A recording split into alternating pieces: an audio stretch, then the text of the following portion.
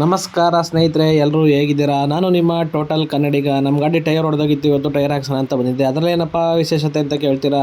ಏನಿಲ್ಲ ಸ್ನೇಹಿತರೆ, MRFನ ನಾನು LPG ಗಾಡಿ ಇದ್ದಾಗ ಹಾಕ್ಸಿದ್ದೆ. ಅದೇನಪ್ಪ ಅಂದರೆ MRF ಟೈರು ಸ್ವಲ್ಪ ಹೆವಿ ಎತ್ತಿ ಕುಲುಕ್ದಂಗೆ ಆಗುತ್ತೆ, ಅಂದರೆ ಗಟ್ಟಿ ಟೈರು ಸ್ವಲ್ಪ. ಅದಕ್ಕೆ ಈ ಸಲ ನಾನು ಒಂದಷ್ಟು ಜನ ಸೀನಿಯರ್ ಆಟೋ ಡ್ರೈವರ್ಗಳನ್ನ ಕೇಳಿ ತಿಳ್ಕೊಂಡು TVS ಟೈರ್ನ ಹಾಕಿಸ್ತಾ ಇದ್ದೀನಿ.